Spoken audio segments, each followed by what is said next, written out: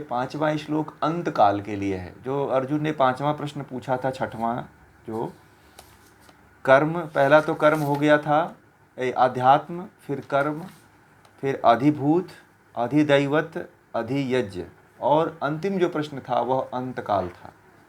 ठीक है, मैंने लिखवाया हुआ था, आप लोगों को ध्यान रखिएगा। तो ये पांचवा श्लोक भी वही है। इसमें भगवान श्री कृष्ण कह रहे हैं कि अंत काल में मुझे ही स्मरण करते करते जो देह त्याग करता है वह मेरे स्वरूप को पाता है, इसमें कोई संदेह नहीं है। ठीक है, तो अंत काल में परमात्मा का स्मरण कैसे हो, ये बात गीता में भी कही गई है, और यही बात उपनिषदों में भी बात कही गई है कि अंत काल में परमात्मा का यदि स्मरण हो जाए तो व्यक्ति मेरे स्वरूप को पा जाता है, यानी कि वह परमात्मा का एक तरह से साक्षात्कार कर लेता है। तो ये बात तो बहुत लंबी बात है। इसके पहले की बात क्या है, ये भगवान श्री कृष्ण ने अर्जुन को नहीं बताया। ठीक है, इससे पहले की जो बातें हैं और इससे पहले की जो क्रियाएं हैं वह बातें नहीं बताई गई हमें। यहाँ पे थोड़ा सा गैप कन्वर्सेशन हो गया, कहते हैं ना। तो बीच को जानेंगे तभी हम ये, जी जी जी, तो यही बताने वाला हूँ मैं कि जो,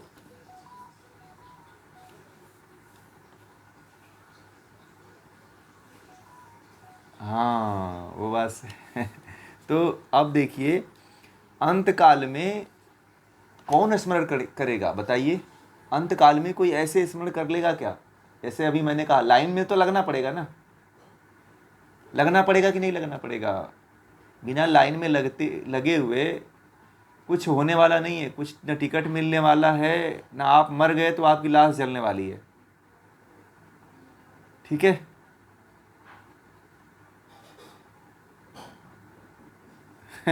वही तत्काल में टिकट लगाना।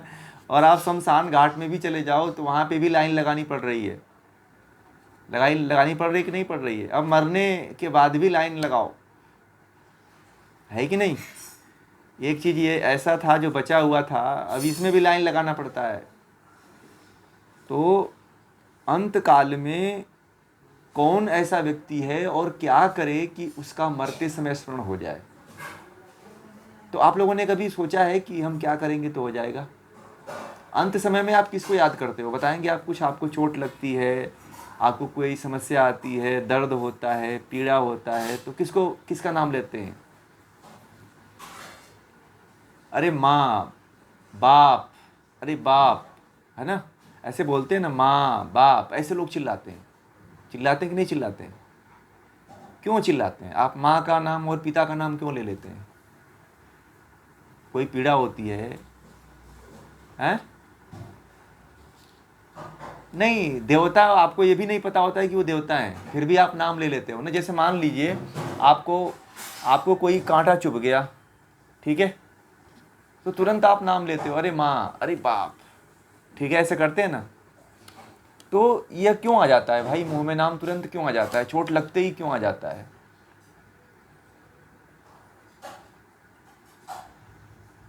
नहीं, स्वाभाविक क्रिया नहीं है ये, स्वाभाविक नहीं है, यह सामान्य क्रिया है। आप लोग उस पर गौर नहीं किए होंगे, परंतु ये स्वाभाविक नहीं है, ये सामान्य क्रिया है।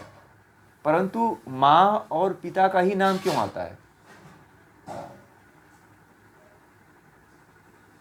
हाँ, क्योंकि, हाँ, मीनाक्षी जी ने बहुत अच्छा बात कहा कि जन्म से कोई भी पीड़ा होती है, कोई भी दर्द होता है, तो माँ बाप तुरंत उसमें केयर करने के लिए दौड़ते हैं, बाकी और कोई नहीं दौड़ता है। ठीक है, तो हमारे प्रत्यक्ष में, हमारे दुख में, हमारे पीड़ा में कौन साथ देता है? माँ बाप। इसीलिए जब किसी को कोई पीड़ा पहुंचती है, कोई कष्ट होता है, तो तुरंत माँ और बाप को नाम लेकर के चिल्लाते हैं लोग। ठीक है, होता है कि नहीं होता है? तो ये क्रिया कब से, माँ और बाप के साथ रहते रहते बच्चों को एक समय गुजरता है कि नहीं गुजरता है? आज वो 10 साल 20 साल तो बच्चे रहते हैं ना माँ बाप के पास। आप लोगों का, आपका बच्चा कितने साल आपके साथ रहता है? मुश्किल से 20 साल 25 साल के बाद वो आपका साथ छोड़ करके हॉस्टल में चला जाएगा या फिर कहीं और चला जाएगा, कहीं और चला जाएगा। फिर उसके बाद वो बाहर ही रहता है। फिर आपके हाथ से निकल गया। वो जहाँ पढ़ने के लिए भेजा, फिर वो पढ़ करके फिर वो बाहर ही हो गया पूरा। ठीक है। तो वह फिर कुछ दिनों तक तो माँ का नाम लेता है, परंतु जैसे जैसे बड़ा होता चला जाता है वो माँ को भी भूल जाता है और पिता का भी नाम नहीं लेता है। ठीक है। तो ऐसा क्यों होता है? यह जैसा प्रयोग आपने बचपन में किया है, क्या वही प्रयोग ईश्वर के साथ नहीं हो सकता है? हो सकता है कि नहीं हो सकता है? बताइए आप लोग। जो प्रयोग, यदि इस प्रयोग को कर करके आप अपने माँ बाप को अपने कष्ट में याद कर लेते हैं, तो क्या यही प्रयोग करके हम परमात्मा को मरते समय नहीं याद कर पाएंगे? आप लोग बताइए, हो जाएगा कि नहीं हो जाएगा? एक बार हमारा रिहर्सल किया हुआ है, एक बार यह प्रयोग आप लोग कर चुके हैं, और ऐसा कोई भी नहीं है जो यह इसका प्रयोग अपने जीवन में नहीं किया हो। तो क्या मरते समय आप लोग माता पिता को नहीं याद कर पाएंगे, ईश्वर को नहीं याद कर पाएंगे? कर लेंगे कि नहीं कर लेंगे? क्योंकि मरते समय बड़ी पीड़ा होती है कि नहीं होती है? उस समय तो जब होती है ना, तो उस समय यदि आप इसी आदत को पुनः से जीवित कर लेते हैं तो परमात्मा को पाना बड़ा आसान है। ठीक है। परमात्मा को पाना बड़ा आसान है। जैसे कि मान लीजिए स्त्री है, एक लड़की जो है वह 20 से 25 साल तक जो है अपने माता पिता का जो परिवार रहता है उस माहौल में रहती है। जैसे ही उसका शादी हो जाता है, उस दूसरे घर में आती है, तो उसको दूसरे परिवार का माहौल से लड़ना पड़ता है, और कुछ साल में, कुछ दिनों में वह उसको अडॉप्ट कर जाती है कि नहीं कर जाती है? वह उस परिवार की तरह वह जीने लगती है। ठीक है, जिस परिवार में वह आई है। तो क्या हम लोग अपनी आदत को, अपने को मुक्त करने के लिए, अपने को परमात्मा के स्वरूप को प्राप्त करने के लिए, क्या हम लोग अपने आदत को नहीं बदल सकते हैं? बदला जा सकता है कि नहीं जा सकता है? और यह प्रयोग मुझे लगता है कि सबसे सरल और सबसे आसान है। और लोग कहते हैं कि परमात्मा को नहीं प्राप्त कर पाएंगे, ईश्वर को नहीं प्राप्त कर पाएंगे। ईश्वर ने आपको सिखा दिया है परमात्मा को प्राप्त करने का, आपको रिहर्सल हो चुका है, आपको प्रैक्टिस करवा चुका है, और इसी प्रैक्टिस के बल पे बस वहाँ पे परमात्मा को रख देना है। ठीक है। आप परमात्मा के बारे में जो ये ज्ञान ले रहे हो, यही इसका रिहर्सल है, वही उसकी याद करने का तरीका है। अब जो आप ये ज्ञान को, जब आपको गीता का पूरा ज्ञान हो जाएगा, तो आप अपने माता और पिता की तरह जो है परमात्मा को बार बार अपने वाणी के द्वारा बोला करोगे आप। जैसे ओम परमात्मा का निज नाम है। ओम जो है परमात्मा का वाचक शब्द है, ओमकार जिसको कहते हैं, जो अक्षर बीज है, जो जिसका कभी नाश नहीं होता है। ठीक, निर्गुण है, निराकार है, यह ब्रह्म है। तो आप यदि इस गीता के माध्यम से उस ईश्वर का बार बार चिंतन आपको करवाया जाता है, और ऐसा कोई दिन ना हो जिस दिन हम इस गीता के क्लास में ईश्वर का नाम नहीं लेते हैं। आपको, और क्लास शुरू होती है तभी भी ओम का उच्चारण करवाते हैं आपको, क्लास खत्म होती है तभी भी ओम का उच्चारण करवाते हैं आपको। तो इस तरह से जो है, जो परमात्मा का निज नाम ओम है, वह आपके चित्त में बार बार रिहर्सल हुआ कि नहीं हुआ, उसका आवृत्ति हुई कि नहीं हुई? और बार बार जब आवृत्ति हो गई, तो आपको जब कोई समस्या आती है, तो आप, कुछ लोगों के जीवन में जो है बदलाव भी देखने को मिला है। वह अपने खाते पीते उठते बैठते ओम शब्द का उच्चारण भी करते रहते हैं, गायत्री मंत्र को भी पढ़ते रहते हैं। तो इस तरह से आप जो है जब इस तरह से करने लग जाएंगे, तो आपको 4-5 साल तक अभ्यास करना पड़ेगा मंत्रों का। और जब 4-5 साल हो जाएगा इस साधना में, या हमारे साथ आप लोगों को जुड़े रहेंगे अगर, तो जब आपका अभ्यास हो जाएगा, तो स्वतः ही मरते समय आप जो है परमात्मा का नाम ले लेंगे। ठीक है। आपको कोई कथा नहीं कहलवानी पड़ेगी, कोई किसी को याद नहीं करना पड़ेगा, आप स्वतः ही। क्यों? क्योंकि आप बार बार कष्ट इसीलिए व्यक्ति को होता है। देखिए, कष्ट होना भी जो है ना, ये कष्ट होने से घबराना नहीं चाहिए। कष्ट हो रहा है तो इसका मतलब कि परमात्मा आपको याद दिलाता है कि उसको याद करो। ठीक है। कुंती को कहा जाता है कि कुंती जो है भगवान श्री कृष्ण से एक वरदान मांगी थी, कही थी कि मुझे दुख हमेशा देना, दुख हमेशा देना कि मैं तुम्हें हमेशा याद कर सकूं। ठीक है। तो जो दुख आता है ना, देखिए कुंती को ही केवल दुख नहीं मिला, जितने भी यहाँ पे आप सभी लोग हैं सबको दुख मिलता है। ठीक है। परंतु क्या है कि हम किसको याद करें यह वहाँ पे भूल जाते हैं। ठीक है। और हम दूसरे व्यक्ति को याद करने लगते हैं, दूसरी वस्तुओं के प्रति हम ध्यान देने लगते हैं, इसलिए वो परमात्मा को याद नहीं कर पाते हैं, ईश्वर को याद नहीं कर पाते हैं। इसलिए हम सभी को यह चाहिए कि जब भी कष्ट हो, कोई पीड़ा हो, या हम सुख में हो या दुख की अवस्था में हो, तब भी परमात्मा का चिंतन हमारे भीतर चलना चाहिए। ठीक है। ईश्वर का चिंतन चलना चाहिए। आप केवल दुख ही में मत याद करो, सुख में भी याद करो। तो यह अभ्यास यदि बन जाएगा, महर्षि पतंजलि ने योग सूत्र में बताया है कि अभ्यास और वैराग्य, अभ्यास और बार बार अभ्यास करेंगे तो आप जो है परमात्मा तक पहुंच सकते हैं। कोई भी, जैसे आपको क्रिया बता दी गई, कोई भी आपको ज्ञान सिखा दिया गया, तो यदि बार बार आप प्रैक्टिस करते हो, बार बार उसको दोहराते हो, तो आपकी स्मृति पटल में उसका संस्कार बन जाएगा। और जब संस्कार बन जाएगा तो वह आप नहीं बोलते हो तो भी वह आने लग जाएगा, स्वतः ही एक रिदम से चलने लगेगा, उभरने लगेगा उसका। तो यह प्रयोग आप लोगों को करना है कि हमें अपने सभी दिनचर्या में, सभी क्रियाकलाप में जो भी हम कार्य करते हैं वह परमात्मा को समर्पित करके, परमात्मा को याद करके। एक दिन आपको पीछे वाला श्लोक में मैंने कहा था कि आप लोग दिन में परमात्मा को कितनी बार याद कर लेते हो। जैसे एक माँ जो है अपने बच्चे को, छोटे बच्चे को याद करती रहती है कि मेरा बच्चा दूध पिया होगा कि नहीं पिया होगा, खाया होगा कि नहीं खाया होगा। तो उसी तरह बच्चे की तरह जो है, माँ की तरह जो है, परमात्मा को कम से कम दिन में 3 बार 4 बार आप याद करने की कोशिश करो, तो भी आप उसके चरित्र को पूरी तरह से समझ सकते हैं, परमात्मा की अनुभूति कर सकते हैं, परमात्मा को याद कर सकते हैं, परमात्मा को स्मरण कर सकते हैं।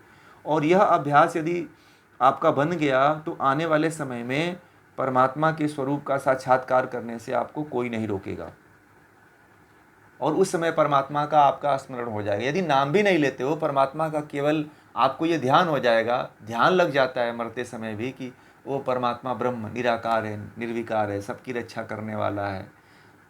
ठीक है। यदि यह भी आपके मन में आ जाता है, परमात्मा का स्वरूप आपके अंदर आ जाता है, ठीक है, तो भी आप मुक्त हो सकते हो। ठीक है। इसीलिए जो है आज अभी से माइक बंद कर लीजिए। आप सभी लोग जो है अभी से जो है अपने जीवन में अभ्यास किया करिए, सतत अभ्यास किया करिए। ठीक है। सतत अभ्यास किया करिए, और इस अभ्यास का प्रभाव ये होगा कि मरते समय जब जरूर आपको स्मरण होगा। अभ्यास आज ही से डालना है। और वो कैसे होगा? जब आपको ज्ञान होगा। परमात्मा का स्मरण व्यक्ति मरते समय वही कर पाता है जिसको ज्ञान होता है। ठीक है। यदि मान लीजिए कि रट्टू तोते की तरह यदि आपको केवल रटाया जाए, ज्ञान न हो, तो वह चित्त में नहीं बैठता है। ज्योति जी अपना माइक बंद कर लीजिए। तो इसीलिए जो है मैं ये आप लोगों को कह रहा था कि पहले तो ज्ञान अर्जित करिए। मैं बार बार प्रतिदिन कहता हूँ कि ज्ञान यदि आप लोगों के पास है तो आप परमात्मा का स्मरण और संस्कार चित्त में बना सकते हो आप लोग। यदि अज्ञानता में आप राम राम केवल रटते हो तो वह उस दिन जो है ना, जिस दिन मरोगे ना, उस दिन भूल जाओगे आप। ठीक है। एक उदाहरण बताऊं आपको। एक व्यक्ति था, वह जीवन भर जो है कीर्तन गाया करता था, हरे रामा हरे कृष्णा का। ठीक है। वह जीवन भर जो है वह जहाँ पे भी कीर्तन होता था उसको लोग, गांव के लोग बुलाते थे और बड़े सज्जन और भक्त व्यक्ति कह करके बुलाते थे, और वह व्यक्ति सब जगह जा करके कीर्तन गाया करता था। खाने पीने उठने बैठने में वह कीर्तन गाया करता था। परंतु वह अज्ञानी व्यक्ति था, पढ़ा लिखा नहीं था, ना ही उसको गीता का ज्ञान था, ना ही उसको रामायण का ज्ञान था। केवल वह मंडली में ऐसे घूम घूम करके गाने में वह उसके मन में ये बस भर गया था। हरे रामा हरे कृष्णा हरे रामा हरे कृष्णा, बस वही गाता था। तो मरते हुए क्या हुआ कि जब वह मरने की स्थिति में पहुंचा तो उस समय जो है अपने अगल बगल में अपने घर वालों को, अपने लड़कों को गाली देते हुए मरा, माँ बहन की गाली देते हुए मरा। ठीक है, जीवन भर वह हरे रामा हरे कृष्णा का कीर्तन किया, परंतु वह देखिए उसके अंदर की जो कहते हैं ना, जो वेग थे उसको दबा करके रखा हुआ था। काम क्रोध लोभ मोह, उसको क्रोध को दबा करके रखा हुआ था। और मरते समय कहते हैं कि 1 हफ्ते तक बिस्तर पे पड़ा रहा और 1 हफ्ते तक अपने जितने उसके सगे संबंधी थे सबको गालियां दिया, वो सबको गाली दिया, एक एक व्यक्ति को नंबर से नाम ले लेकर के खूब गाली दिया। ठीक है, तो अब बताइए वह जीवन भर तो हरे रामा हरे कृष्णा गाया, परंतु वह मरते समय गाली दिया, तो क्या परमात्मा को प्राप्त हो पाएगा? वो नहीं हो पाया। क्यों नहीं हुआ बताइए? क्यों? क्योंकि वह रट्टे तोते की तरह केवल रटता रहा। उसको जो है हरे रामा हरे कृष्णा के बारे में और न राम के चरित्र के बारे में उसको ज्ञान हुआ, न कृष्ण के चरित्र के बारे में ज्ञान हुआ। जब हम जिस परमात्मा को पूजने चले हैं उसके बारे में हमें पता ही नहीं है, ना ही हमें ज्ञान के बारे में पता है। जब हमें ज्ञान के बारे में नहीं पता है, जब हमें परमात्मा के बारे में नहीं पता है, तो हम चिंतन किसका करेंगे?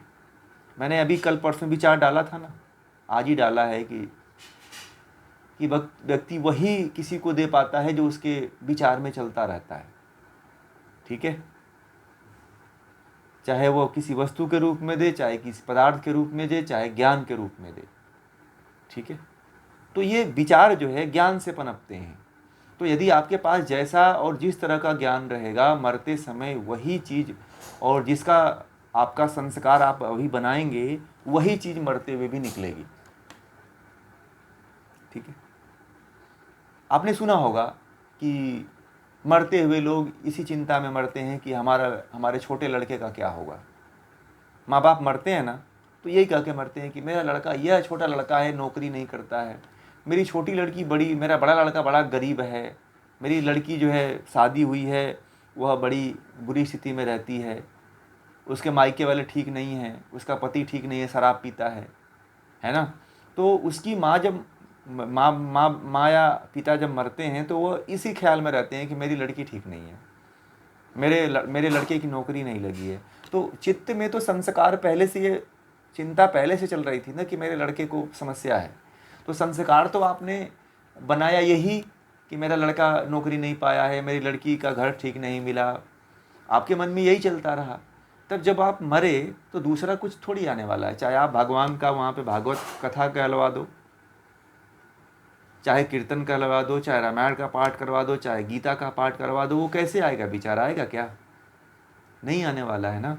तो आप लोग जो, इसीलिए मैं कहता हूँ कि संस्कार डालो, आप लोग संगति में रहो, अच्छी संगति करना बहुत ज़रूरी है। एक दिन और कहा था कि जीवन में कृष्ण की तरह संगति करके रखो आप लोग। ठीक है, क्योंकि दुर्योधन इसीलिए मारा गया कि उसका जो है, उसकी संगति जो है शकुनी से थी, और अर्जुन इसीलिए विजय हुआ कि उसकी संगति जो है कृष्ण की थी। तो जीवन में जन्म मृत्यु से भी यदि पार होना हो तो संगति कृष्ण की तरह रखो आप लोग। ठीक है, संगति एक ऐसी जरूर होनी चाहिए जीवन में कि यदि मैं समस्याओं में घुरूं, परेशानियों में घुरूं, अज्ञानता में घुरूं, तो कोई हमें निकाल सके उससे। अब व्यक्ति क्या करता है कि जब समस्या में गिरता है और किसी के पास जाता है तो डॉक्टर के पास जाता है तो दवा देता है। ठीक है, किसी तांत्रिक के पास जाता है तो वो कहता है कि कोई भूत प्रेत है। अब ज्ञानी के पास वो जा नहीं पाता है। यदि ज्ञानी के पास जाए तो वो न डॉक्टर के पास जाना पड़ेगा उसको, ना ही उसको तांत्रिक के पास जाना पड़ेगा, ना ही ज्योतिष वाले के पास जाना पड़ेगा। वह ज्ञान से ही अपनी सभी समस्याओं का निराकरण कर सकता है। ठीक है, आज हमारे देश में ऐसी ही स्थिति हो गई है। पहले आप लोगों ने देखा होगा टीवी में, धारावाहिक में, कि जब राजाओं महाराजाओं को जब समस्या हुआ करती थी तो उनके कुल गुरु हुआ करते थे। जब राजा दशरथ को समस्या आती थी कभी किसी चीज़ की, तो अपने कुल गुरु वशिष्ठ के पास जाया करते थे। और वशिष्ठ सप्त ऋषियों में बहुत बड़े महर्षि थे और उच्च कोटि के ज्ञानी थे। तो उनसे जाकर के सलाह लेते थे कि मैं क्या करूं। जब उनकी संतानें नहीं हो रही थीं तो वशिष्ठ जी से जाकर के उन्होंने सलाह लिया, तो यज्ञ हुआ, और यज्ञ हुआ तो राम लक्ष्मण भरत शत्रुघ्न का जन्म हुआ। तो जीवन में ऐसी संगति आप लोग पकड़ के रखो, ठीक है, कि जिससे आप लोगों का संस्कार अच्छा बने। बुरा संस्कार बनाने के लिए पूरी दुनिया खड़ी है, परंतु अच्छे संस्कार बनाने में ही समय और पीड़ा और कष्ट होता है। बुरी संगति बनाने में, बुरा बिगड़ने में आपको कोई पैसा नहीं लगता है, परंतु बनने में बहुत पैसा लगाना पड़ता है। पता है ना, आप लोग घर बनाए होंगे तो घर बनाने में कितना पैसा लगता है? बहुत लगता है ना, पूरे जीवन की कमाई लग जाती है। तो इसी तरह से आपको अच्छे संस्कार बनाने के लिए आपको समय देना पड़ेगा, आपको लगना पड़ेगा, अच्छी संगति में रहना पड़ेगा, ठीक है। आप बिगड़ने के लिए आपको 2 मिनट चाहिए, आपको अपने आप को बर्बाद करने के लिए मात्र 2 सेकंड ही काफ़ी है, परंतु बनने के लिए आप 5 साल लगा दो तो कहीं जा कर के आधा पोल पे चढ़ पाते हो। तो हमें तो अभी से यात्रा प्रारंभ करनी पड़ेगी। हाँ, कुछ बोल रहे थे राजन जी। हाँ, इसीलिए तो कह रहे हैं कि आप लोग इस रास्ते पे चले हैं तो चलिएगा, छोड़िएगा मत रास्ता। मैं कहता हूँ कि यहाँ वहाँ भटकने से अच्छा है कि जहाँ पे सच्चा ज्ञान मिले, यथार्थ ज्ञान मिले, उसको पकड़ लो आप, ठीक है। कर्म कांड में जीवन का उद्धार नहीं होता है कर्म कांडों से। कर्म कांडों से केवल आप अपनी आत्मसंतुष्टि कर लेते हो, ठीक है। नचिकेता को यमराज सब कुछ दे रहे थे, कह रहे थे कि तुझे ऐसा वैभव दे दूंगा कि दुनिया में आज तक किसी को मिला ही नहीं है, बोल, और तुझे ऐसी स्त्रियां दे दूंगा जो कभी बूढ़ी ही नहीं होती हैं। यमराज ने यहाँ तक नचिकेता के सामने प्रस्ताव रखा था। नचिकेता के सामने ये भी रखा था कि तुझे भी मैं ऐसा वरदान दे रहा हूँ कि तू भी बूढ़ा नहीं होगा, और तुझे ऐसा धन दे देता हूँ, धन का खजाना दे देता हूँ कि तू कितना भी खर्च करेगा इसमें से खर्च नहीं होगा। परंतु नचिकेता ने इन सबको त्याग दिया, बोला ये सब क्या करूँगा मैं, जी करके ही क्या करूँगा, इनका भोग करके ही क्या करूँगा मैं, ये भोगने के बाद ख़त्म थोड़े होने वाले हैं, ये तो बढ़ते ही जाएंगे ना। ये आज इसको भोगूंगा, कल उसको भोगने का मन करेगा, ठीक है। भोगना तो भोग तो बढ़ता ही रहता है, कभी संतुष्टि नहीं मिलती। तो नचिकेता जैसा व्यक्तित्व जो है आज के दुनिया में, उसी की आवश्यकता है, उसको जानने की आवश्यकता है। क्योंकि नचिकेता को जब तक आप लोग नहीं पढ़ोगे, नहीं जानोगे, तब तक जीवन ऐसे ही कष्टमय, दुखमय बना रहेगा। इसलिए मरते समय यदि भगवान को स्मरण करना है तो ये जो संस्कार आप लोग गीता का ले रहे हो ना, यह सबसे समझिए कि आपके जन्म जन्मांतरों का फल है, परिणाम मिल रहा है, और ईश्वर की आपके ऊपर विशेष अनुकंपा है, विशेष कृपा हो रही है कि आप लोग इससे जुड़ रहे हो, ठीक है। और ये जो गीता है वह कोई कथा वाली गीता नहीं है, मैं पहले ही बताया था आप लोगों को कि इसमें कोई कथा वथा नहीं है, ये तो ज्ञान पे आधारित है। जिस ज्ञान को लेकर के, यह प्रयोग पे आधारित गीता है, जिसका प्रयोग करके अपने जीवन में आप बदलाव करो। कल बहुत लोगों ने बताया, मीनाक्षी जी ने बताया कि हमारे जीवन में बहुत बड़ा परिवर्तन हो रहा है, परिवर्तन देखने को मिल रहे हैं, व्यवहार से लेकर के, विचार से लेकर के, हर चीज़ में परिवर्तन हो रहा है। तो ज्ञान वह होता है जो हमें परिवर्तित कर दे, ज्ञान वह होता है जो हमारे बुरे संस्कारों से उठा करके उच्च संस्कारों की तरफ प्रेरित करे। तो ये इसलिए संस्कार आप लोग अच्छे बनाइए कि मरते समय परमात्मा का स्मरण हो जाए, ठीक है। अब बात आपको समझ में आई? ये इसीलिए आप लोगों को ये पढ़ा रहे हैं हम कि आपका संस्कार बस अच्छा बन जाए, ठीक है। हमारे देश में ये ऋषियों का देश है, ठीक है। हमारा देश जो है ऋषियों का देश कहा जाता है, ये व्यापारियों का देश नहीं है। और चाहे भारत जो है, भारत की भारत का हर भूमि, हर राज्य, हर क्षेत्र जो है ऋषियों के द्वारा बनाया हुआ है, ऋषियों का क्षेत्र है, तपस्थली है। भारत के किसी भी कोने में चले जाओगे आप, एक ऋषि मिलेगा और उस ऋषि की तपस्थली मिलेगी आपको। तो भारत के लोग पहले, भारत की जो आत्मा थी वह क्या था? भारत की आत्मा किसको कहा जाता है? आप लोग बताएंगे? इस भारत देश की आत्मा क्या है? हाँ, आध्यात्म है। भारत की आत्मा क्या है?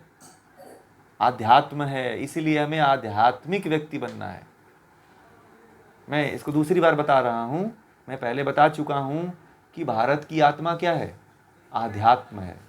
और भारत में जब भी आप भोग को बढ़ाओगे ना, आप देख लेना, आप जितना त्रस्त हो जाओगे कि कहीं नहीं पहुँच पाओगे। भारत के ऋषियों ने भारत को ऐसे खोजा है, और भारत के लोगों ने कुछ और नहीं किया है। हमारे पूर्वजों ने कुछ कोई बड़ी उपलब्धि, बड़ा इंफ्रास्ट्रक्चर नहीं बनाया है।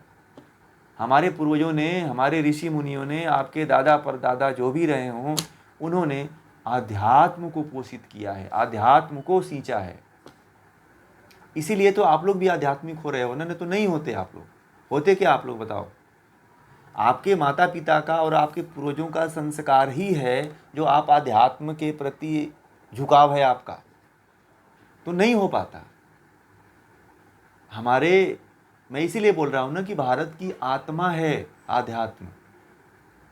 और भारत में जो लोग रहने वाले हैं, इन लोगों की जो है, लोगों का जो आत्मा है वह आध्यात्म है और परमात्मा है। आत्मा और परमात्मा है। लोगों की जो आत्मा है वह आत्मा और परमात्मा है। परमात्मा को प्राप्त करना लोगों की आत्मा है। ठीक है? इसीलिए परमात्मा की तरफ आगे बढ़िए, आध्यात्म की तरफ आगे बढ़िए। और जैसे जैसे आप आगे बढ़ेंगे वैसे वैसे आप लोगों के संस्कार बनते चले जाएंगे। और जिस दिन संस्कार बन गए आप लोगों के, उस दिन समझना आपको बहुत कुछ मिलने वाला है। ठीक है? जीवन में बहुत कुछ बना लेने से नहीं मिलता है, संस्कार बना लेने से मुझे लगता है कि जीवन का उद्देश्य सफल हो जाता है। संस्कार हमारे नहीं है ना, वैसे है ही नहीं है। अभी हम कहें कि मरते हुए अभी हमको कोई गोली मारे, हम यहाँ पे एक प्रयोग बता रहा हूँ, अभी मैं आपको कहूँ कि आपको एक फलाना व्यक्ति गोली मार रहा है, आप परमात्मा का स्मरण करो, आप करोगे? वहाँ पे मान लीजिए आपको गोली लग गई, तो आप क्या करोगे? आप बोल पाओगे? आजकल ऐसी गोलियां हैं कि आवाज़ भी नहीं आती है, आप एक शब्द भी नहीं निकाल पाओगे मुंह से परमात्मा का स्मरण, तो भूल जाओ आप। गोली लगी तुरंत मुंह बंद हो जाता है, आवाज़ भी नहीं निकलता है। फिल्मों में देखते हैं ना आप लोग, तुरंत गिरता है, तुरंत स्वाहा। आदमी जा रहा है, किसी का एक्सीडेंट हो जा रहा है, तो घर से निकला है तो घर से निकला ही रह जाता है, घर पे पुनः लौट के नहीं आता है। ऐसा होता है ना? ये क्यों हो रहा है?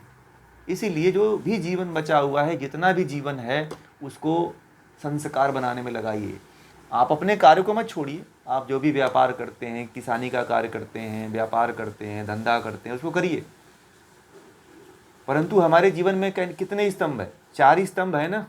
जीवन के 4 स्तंभ हैं। कौन कौन से हैं?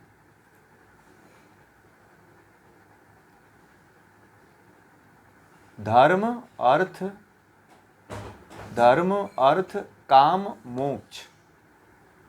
ठीक है? यह 4 स्तंभ हैं। तो जब तक आप चारों स्तंभों को बैलेंस नहीं करेंगे, तब तक आप समझिए कि आपका जीवन पूरा नहीं है। आप केवल एक चीज़ को बैलेंस करके रखते हो तो भी आप जीवन में अधूरे हो, ये ध्यान रखना। और जब तक चारों नहीं बैलेंस होगा, आपका जीवन पूर्ण नहीं होने वाला है। तो यहाँ पे आप लोगों को पता है, हम लोग जितने लोग जी रहे हैं, कितने स्तंभ पे खड़े रहते हैं? हमारा मकान कितने स्तंभ पे खड़ा है, बताएंगे कोई? हैं?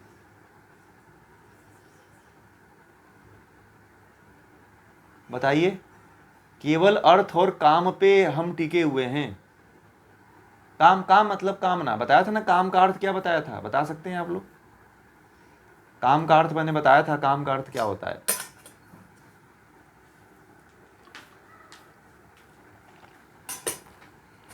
आसक्ति, कामना। तो हम केवल कामना में ही पूरा जीवन हमारा लगा हुआ है कि ये हो जाए, ऐसा हो जाए, इस तरह से हो जाए, मेरा ये हो जाए, मेरा इतना फ्लैट हो जाए, मेरा इतना घर हो जाए, मेरे पास इतना बैंक बैलेंस हो जाए हैं, और इतने करोड़ की गाड़ी हमारे घर होना चाहिए क्योंकि पड़ोस में आ गई है गाड़ी, 1 करोड़ की गाड़ी। ठीक है, तो हमारे अंदर यही चलता है, कंपटीशन ही चलता रहता है आस पड़ोस से। ठीक है, तो एक तरह से हम कहीं ना कहीं इन चारों स्तंभों पे नहीं खड़े हैं, 2 ही स्तंभों पे खड़े हैं। और पहले के समय के जो लोग राजा महाराजा हुआ करते थे, जो भगवान श्री कृष्ण जैसे लोग हुआ करते थे, राम जैसे लोग हुआ करते थे, वो चारों स्तंभों को बैलेंस करके लेके चलते थे। और ऐसा भी नहीं है कि आपको परिवार छोड़ करके साधु बनने की ज़रूरत है। ठीक है, अब जो साधु बन जा रहा है उसको तो उसके बारे में भी मैंने बोल चुका हूँ, अब मुझे ज़्यादा बोलना नहीं है, मुझे पता है, सब पता है। तो हमें तो अपने इसी जीवन में रहते हुए, और ये जो लोग बात कहते हैं ना कि गृहस्थ व्यक्ति अब भगवान को नहीं प्राप्त कर सकता है, या झूठे और प्रपंच अफवाहें फैलाई गई हैं। क्योंकि गृहस्थ जितना भगवान को प्राप्त करने का जितना उसके पास अनुभव है, उतना सन्यासी के पास नहीं है। और जितना प्रयोग एक गृहस्थ करता है भगवान को प्राप्त को करने में, उतना सन्यासी नहीं कर पाता है। ठीक है, महर्षि दयानंद सरस्वती ने कहा था कि मेरे, और भी कई सन्यासियों ने कहा था, विवेकानंद आदि ने भी कहा था कि दुनिया का सबसे बड़ा आश्रम कौन है? गृहस्थ आश्रम है। और इस गृहस्थ आश्रम में रहते हुए व्यक्ति सभी पूरे संसार को जानता है। परंतु आप वानप्रस्थी हो गए, आप सन्यासी हो गए, आप ब्रह्मचारी बन गए, तो आप जीवन का आनंद नहीं ले पाते हो, और ना ही किसी अनुभव को आप समझ पाते हो, ना अनुभूत कर पाते हो। आजकल के सन्यासी क्या है, जोश वोश में सन्यास ले रहे हैं। ठीक है, आजकल के युवा क्या कर रहे हैं, जोश वोश में पैसे को देख करके, लग्जरियस जीवन को देख करके सन्यास ले रहे हैं, और सन्यास लेने के बाद फिर भोगों की तरफ दौड़ लगाते हैं चोरी चोरी। तो इस तरह से साधु बनने से अच्छा है कि हम गृहस्थ में ही ठीक हैं। उनसे तो लाख दर्जे ठीक है कि नहीं है, बताइए आप लोग, है ना? ढोंग रचने से क्या फायदा है? इसको आध्यात्मिक व्यक्ति कहेंगे क्या? नहीं कहेंगे। आध्यात्मिकता का मतलब क्या है? आध्यात्म का मतलब आपको बता दिया क्या होता है, और 2-2 3-3 अर्थ बता दिया मैंने आपको आध्यात्म का क्या तात्पर्य है।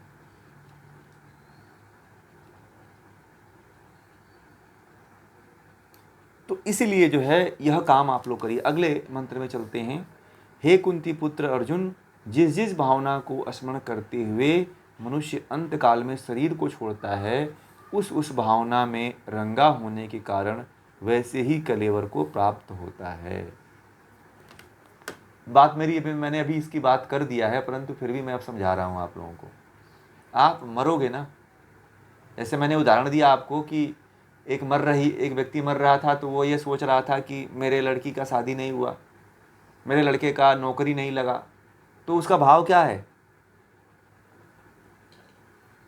यही है कि मेरा लड़का और मेरे लड़की दोनों क्या हैं? कामयाब नहीं है। तो भाव किसका है? लड़के और लड़की का। तो उसको, वह किसको प्राप्त होगा? अगला जन्म उसका पुनः से अपने उन्हीं लड़कों और लड़कियों को के भविष्य को बनाने के लिए जन्म लेना पड़ेगा। ठीक है, बात समझ में आ गया? यदि आप यह चिंता करते हुए मरते हो कि मेरा बिजनेस खराब हो जाएगा और आपकी मृत्यु हो गई, तो आप जो है बिजनेस को पुनः से बनाने के लिए अगला जन्म आपका फिक्स कर दिया जाता है,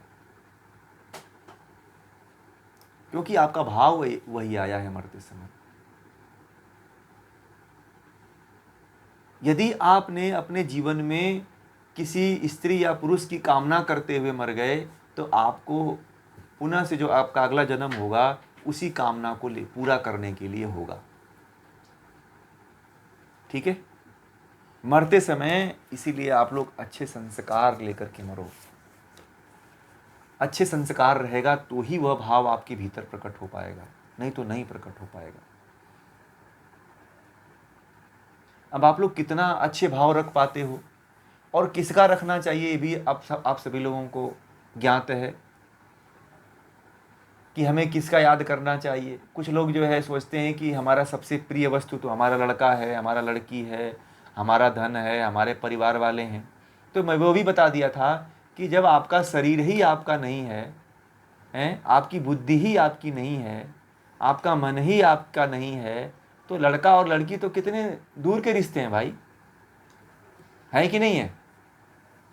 तो फिर आप नाहक जो है किसकी चिंता कर रहे हो? फिर आप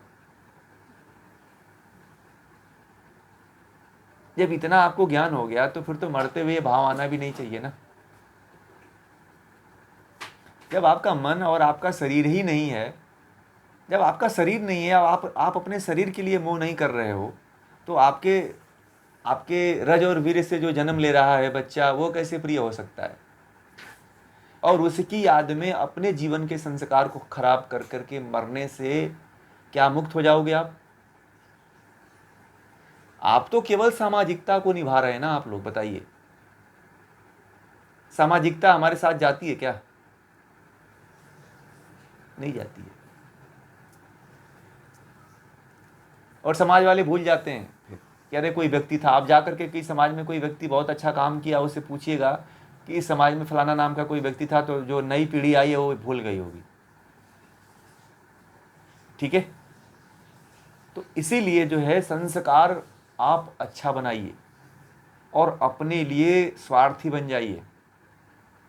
कभी कभी अपने लिए स्वार्थी होना जरूरी है,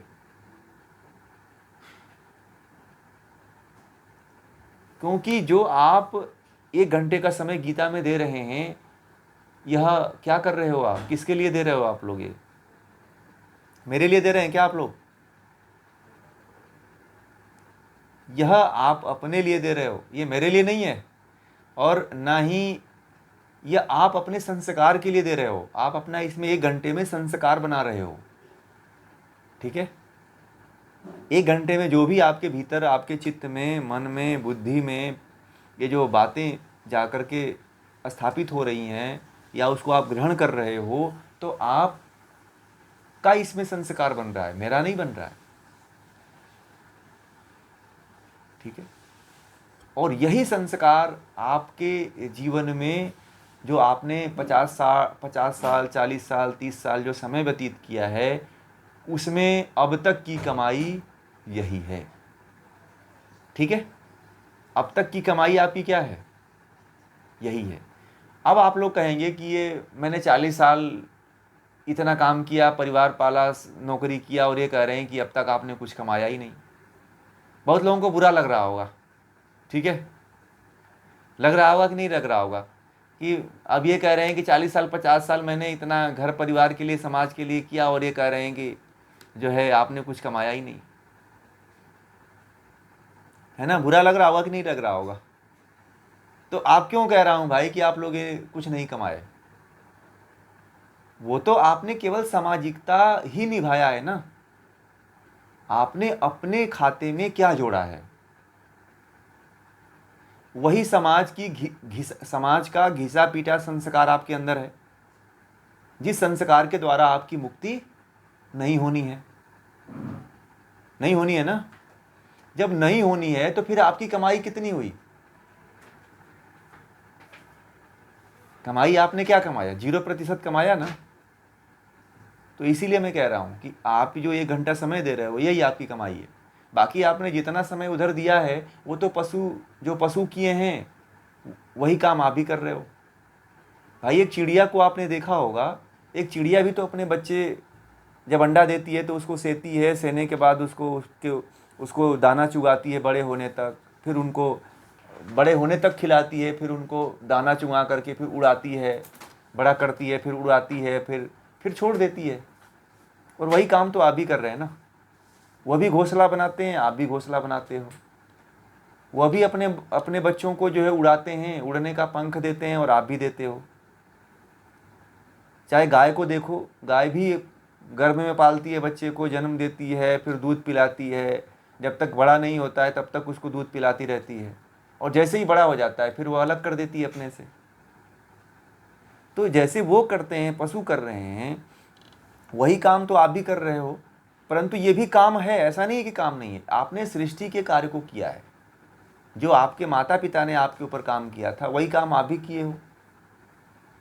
तो ये लेन देन तो बराबर हो गया ना। ये फिर आपका प्लस पॉइंट बढ़ा क्या? नहीं बढ़ा। आपको जब ज्ञान नहीं है तो आपने कोई पुण्य का कार्य किया? आपने पुण्य भी नहीं किया कोई। और पुण्य से क्या प्राप्त होता है? पुण्य करने से मोक्ष की प्राप्ति होती है। तो आपने पुण्य का भी कोई कार्य नहीं किया। और पुण्य क्या है? मैंने बताया था पुण्य के बारे में 1 घंटे का लेक्चर है, आप लोग सुनिएगा। तो पुण्य क्या क्या है वो सब मैंने बता दिया है। गीता की जो नए लोग हैं वो लोग एक बार सुन लेंगे तो उसमें पूरा कन्फर्मेशन हो जाएगा कि पुण्य क्या है। तो पुण्य भी नहीं कमा पाया आपने, और अपने लिए संस्कार आपने कोई बनाया नहीं, संगति ऐसा चुना नहीं कि आपके अंदर संस्कार बने। ठीक है, आपने गलत संगति अगर चुना है तो उसमें कोई अच्छे संस्कार बनेंगे नहीं। फिर आप कर्मकांड वाले संस्कार में यदि ज़्यादा फंस गए तो फिर संस्कार अच्छे वाले बनेंगे नहीं। मुक्ति वाले संस्कार अपने भीतर डालिए कि जिससे आप मुक्त हो सकें। कर्मकांड वाले संस्कार तो सभी को पता है कि नहीं पता है कि ये कर लो, पूजा करवा लो, ये चलो यहाँ के गुनाह आते हैं, ये कराते हैं, दर्शन कराते हैं, ये तो सब लोग कर लेते हैं, सामान्य व्यक्ति भी कर लेता है। परंतु ज्ञान कितने लोग ले पाते हैं, बड़ा मायने रखता है। मैं बता रहा हूँ ना, मेरे साथ जो है 1,500 लोग हैं। 1,500 में मात्र जो है 18 से 20 लोग जुड़ते हैं। 1000 लोग हैं। 1,500 लोगों में फेसबुक पे तो 5,000 से ऊपर है। ठीक है,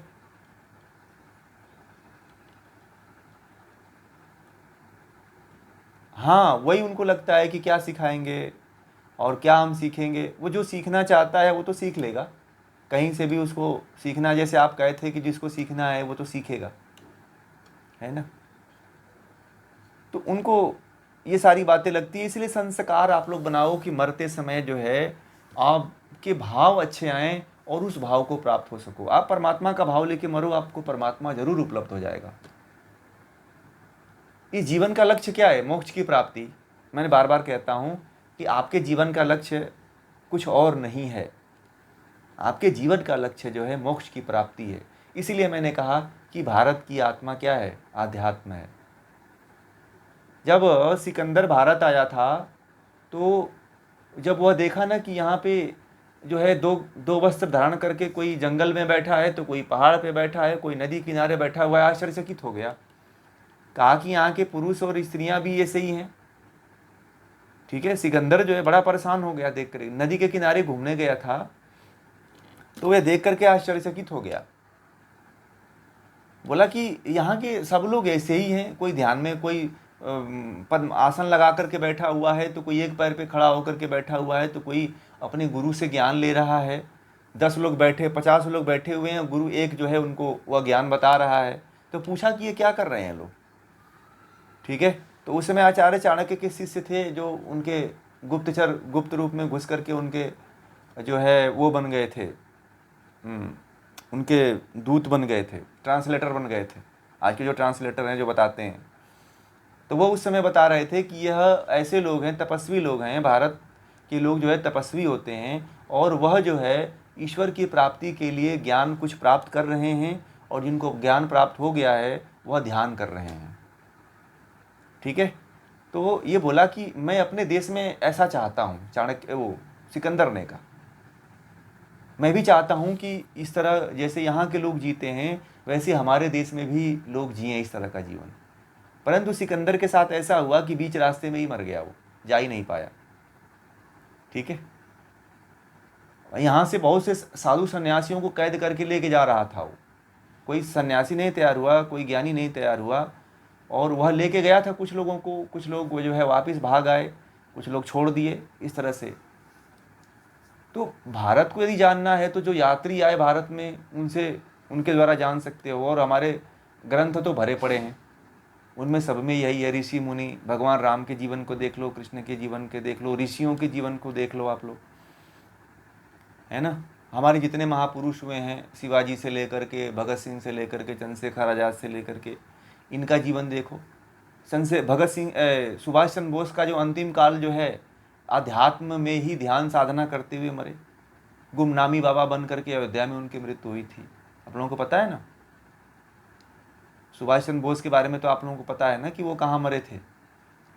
वो उनको प्लेन हाईजैक में नहीं मरे थे, वह अयोध्या में मरे थे, गुमनामी बाबा के नाम से रहते थे। ठीक है, तो उनसे मिलने के लिए भारत के सभी मुख्यमंत्री, प्रधानमंत्री जाया करते थे, परंतु किसी में हिम्मत नहीं थी कि उनको जो है क्रांतिकारी और एक शहीद का और एक उनको सम्मान दिला सके। कोई नहीं दिला पाया, और आज भी वही स्थिति है। तो मतलब कि जो हमारे देश के जो महान पुरुष हुए हैं, जो क्रांतिकारी हुए हैं, जो योद्धा हुए हैं, जो राजा हुए हैं, उन्होंने भी आध्यात्म को लेकर के ही लड़ाई लड़ी है, धर्म को लेकर के ही लड़ाई लड़ी। भगवान श्री कृष्ण ने धर्म की स्थापना के लिए युद्ध करवाया महाभारत का, कि धर्म बचा रहेगा तो लोग मुक्त हो पाएंगे। आज मुक्ति की कोई बात नहीं करता है कोई, बस यही करता है। आजकल के जो बाबा हैं, चाहे गुरु हैं, जितने लोग हैं, वो इसकी बात नहीं करते हैं। वो तो ये सोचते हैं कि कैसे हमारा काम चलेगा, कैसे लोगों को मूर्ख बनाया जाए, है ना, उसी पे सब लोग लगे हुए हैं। सही ज्ञान, यथार्थ ज्ञान लोगों तक पहुंचना जरूरी है, और पुनः से तभी भारत विश्वगुरु बनेगा ना, जिसके पास ज्ञान। हम हिंदू हैं, हम कहते हैं कि हम हिंदू हैं, परंतु हमारे अंदर हिंदुत्व क्या क्या लक्षण है? हिंदू होने के लिए केवल ये जो हम लोग मंदिर चले जाते हैं, प्रसाद चढ़ा देते हैं, इससे हिंदू हो जाएंगे क्या? हमें गीता का ज्ञान है ही नहीं है, कैसे हिंदू हमें हैं? क्या हिंदू? आप लोगों में से, आप लोगों के जितने भी मित्र होंगे, दोस्त होंगे, वो गीता जानता है? कोई नहीं जानता है जी। हाँ हाँ, जी जी जी,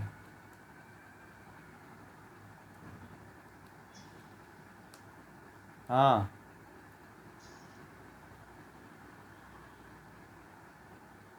हाँ, नहीं पता है ना। आप केवल प्रतीकों को लेकर ढो रहे हो, प्रतीकों का तात्पर्य आपको नहीं पता है। प्रतीकों को, अभी आपसे कोई पूछ दे कि क्यों प्रतीक ये 3 धागे क्यों पहने जाते हैं, तो किसी को नहीं पता है। मेरा इसके प्रति वीडियो है, और अभी मैं बता देता हूँ आप लोगों को कि ये 3 धागे जो होते हैं, बताया था ना संक्षेप में, एक माता का ऋण, माता पिता का ऋण, गुरु का ऋण और ईश्वर का ऋण। 3 ऋण को हमेशा याद रखने के लिए हिंदू जो है जनेऊ धारण करते थे। ठीक है, और सभी वर्ग के लोग धारण करते थे। ऐसा नहीं है कि जो है एक ही वर्ग का व्यक्ति धारण करता था, सभी वर्ग के व्यक्ति धारण करते थे, और सभी को परमात्मा की प्राप्ति का अधिकार था कि वो भी अपने माध्यम से परमात्मा तक पहुंचे। और हम लोग तो किसी भी प्रकृति के ऋण को भी नहीं चुका पाते हैं। मैंने कल का जो हमारा क्लास हुआ था, तो उसी ऋण को चुकाने के बारे में बात हुई थी ना। वीडियो सुना होगा, प्रकृति को कैसे बचाएं, प्रकृति का ऋण कैसे चुकाएं, हैं? तो उसके बारे में लंबी चर्चा हुई थी कि आप पेड़ लगाओ, पौधा लगाओ, कि कम से कम जितने लकड़ी से जड़ते हुए, एक पेड़ को तो लेके मरते ही हो आप, मरते हुए भी एक पेड़ को लेके जाते हो, तो पूरा भार ही पूरा जीवन है, दूसरे के ऊपर पूरा भार डाल के ही जाते हो। इसलिए पेड़ लगा के जाओ कि आप की जो लाश है, जो शरीर है, प्रकृति उसको जला रही है, तो उस कर्ज को आप, उस कर्ज से मुक्त हो सको। और हम लोगों ने भी अगले अपना जो ये प्रोग्राम है इसमें रखे ही हैं, वृक्षारोपण का जो है कार्यक्रम, तो ये है। तो इसलिए जो है हम लोगों को अपने जीवन में जो है यह ध्यान रखना है कि कभी भी जो है अपने संस्कारों को खराब नहीं होने देना है, और अच्छे ही संस्कार बनाना है। इसका एक उपाय बताया था कि संगति में रहो आप, सदशास्त्रों का अध्ययन करो, ग्रंथों का अध्ययन करो। आप लोग हिंदू तभी बन पाएंगे आप लोग जब ग्रंथों को जानेंगे। आपसे कोई पूछ ले कि गीता में क्या है, तो आप बता ही नहीं पाते हो। एक आतंकवादी जो है देखिए एक बता रहा हूँ आपको, मुसलमानों में आतंकवादियों तक को जो है आयातें सारी याद होती हैं, ठीक है। और अभी आपको पता है कि जो एक देश है जहाँ पे लोगों को मारा गया, तो आतंकवादी जो है आयातें सुन रहे थे और जो आयातें नहीं सुना रहा था उसको गोली मार दे रहे थे, ठीक है। पता है साउथ अफ्रीका था, कौन सा देश था पता नहीं है, नामीबिया की कौन सा देश था, जहाँ पे एक घटना हुई थी कि आतंकवादी जो है आयातें सुन रहे थे कुरान की, और जो आयातें नहीं सुना पा रहा था उसको मार दे रहे थे। तो इसका मतलब कि मुसलमान जो है हमसे ज़्यादा धार्मिक है, उनको अपने उनका उनके उनके उनके धर्म में आतंकवादी भी उनके ग्रंथों को जानता है, परंतु हम लोग तो सज्जन व्यक्ति होकर के, संपन्न व्यक्ति होकर के गीता को आज तक समझे ही नहीं। और गीता जो है सारे वेदों का क्या है, निचोड़ है, दूध दुहा हुआ दूध है, क्या है, उपनिषदों का दुहा हुआ दूध है। उपनिषद वेदों से आए हैं और गीता किससे आई है, उपनिषदों से आई हुई है। इसीलिए गीता भी क्या है, उपनिषदों का दुहा हुआ दूध है। अब दूध कोई नहीं पिएगा तो बताइए अब क्या पिलाया जाए, आप लोग बताइए। अगर कोई दूध भी नहीं पीने के लिए तैयार होगा और दूध भी नहीं पिएगा तो बताइए अब कैसे क्या पिलाया जाए, छाछ पिलाई जाए?